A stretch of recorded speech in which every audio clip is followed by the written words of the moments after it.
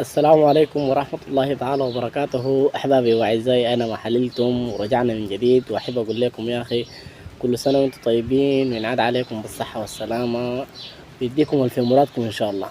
موضوع حلقتنا اليوم يا أخواننا عن أقوى وأشجع رجل عرفه التاريخ يوما. قبل أن نعرفه أصدقائي أحب أذكركم لا تنسوا الصلاة على النبي والاشتراك في القناة وضغط الجرس ليصلك الجديد والحصري إن شاء الله. فموضوع حلقتنا اليوم زي ما قلت لكم عن أقوى وأشجع رجل عرفه التاريخ يوما، سيدنا علي بن أبي طالب رضي الله عنه. عندما عبر عمرو بن ود الخندق، أولا دعوني أتكلم عن عمرو بن ود قليلا ربما لا تعرفونه. عمرو بن ود كافر من أهل قريش، أقوى وأعتى رجل عرفته قريش، وكانوا يهابونه ويخافونه. كان جالسا في خيمته وواضعا درعه وسيفه أمام باب الخيمة، عندما مر سيدنا عمر بن الخطاب ورأى الدرع والسيف فقال: أنا أريد هذا السيف. فقالوا له: إن هذا سيف عمرو بن ود يا عمر.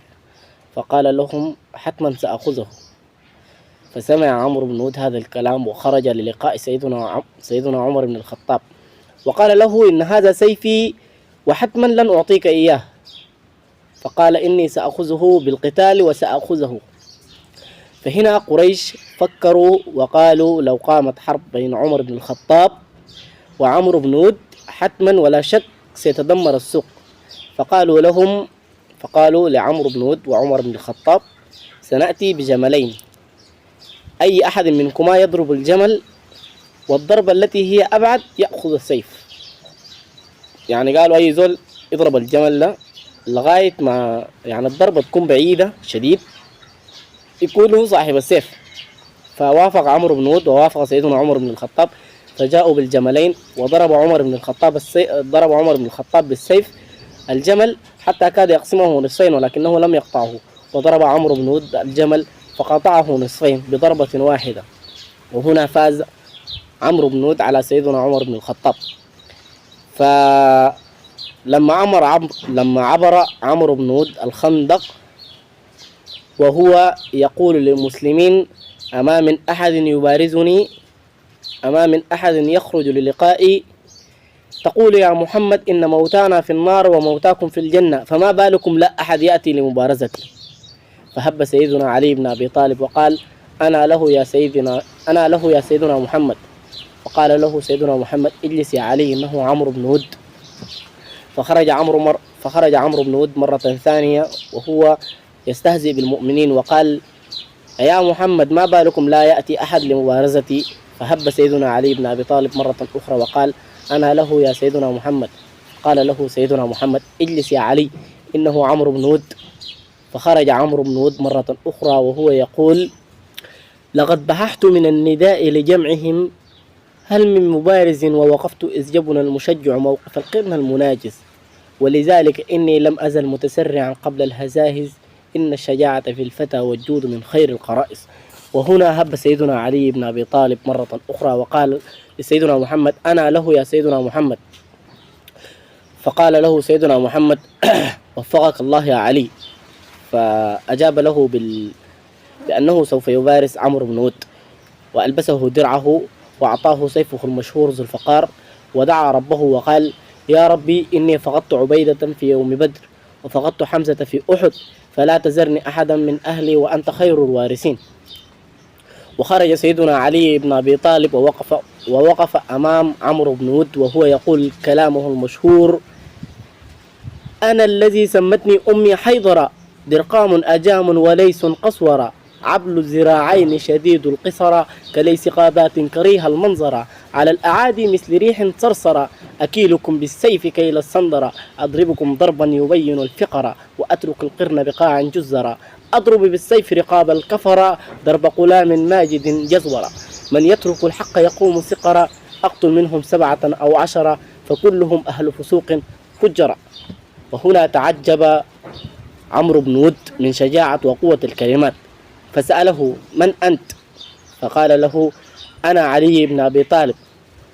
فقال له عمرو بن ود: اذهب فإن هنالك من أعمامك من هو أكبر منك. فكان أبي طالب صديق عمرو بن ود، أي والد سيدنا علي كان صديقا لعمرو بن ود. وقال له عمرو بن ود: أنا لا أريد أن أريغ دمك يا ابن أخي، اذهب. فقال له سيدنا علي: لا والله، أنا أعرفك حق المعرفة يا عمرو، إنك إذا خيرت بين ثلاثة أمور لا بد لك أن تختار بينها. فخيره، فتعجب عمرو بن ود فقال له: أجل. فقال له علي بن أبي طالب: أخيرك بين الدخول للإسلام أو الرجوع إلى دارك أو القتال. فقال: أنا أختار القتال. وهجم على سيدنا علي بن أبي طالب ودارت المعركة واشتد القتال، ويقال أن المعركة دارت مدتها ساعة أو أكثر. فحينما اشتد القتال وعلي يضرب وعمرو بن ود يضرب، أتت غيمة أو قوار حتى لم يظهر فيها لا علي ولا عمرو بن ود. فتعجب المؤمنون واليهود وهم يشاهدون القتال من دون أن يروا مقاتلين.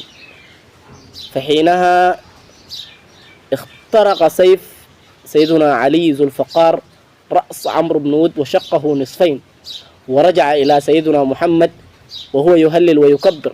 وهنا تهليل وتكبير المسلمين يقال أن الأرض اهتزت له. وحينها قيل في سيدنا علي بن أبي طالب المقولة الشهيرة: لا فتى إلا علي ولا سيفا إلا ذو الفقار. فقال له سيدنا علي بن أبي طالب، فقال له سيدنا محمد إلى سيدنا علي بن أبي طالب: مرحبا بك يا علي، الله أكبر الله أكبر. فقال له سيدنا علي: ما خزي الله دينه ولا نبيه. رحمك الله يا علي، رحمك الله يا أشجع الشجعان، رحمك الله يا أفرس الفرسان، رحمك الله وكرم الله وجهك يا سيدنا علي بن أبي طالب. أستودعكم الله في الحلقة القادمة. أصدقائي، لا تنسوا الاشتراك بالقناة وتفعيل زر الجرس ليصلك منا كل جديد وحصري، ولا تنسوا اللايك والشير يا أصدقاء. دمتم في أمان الله.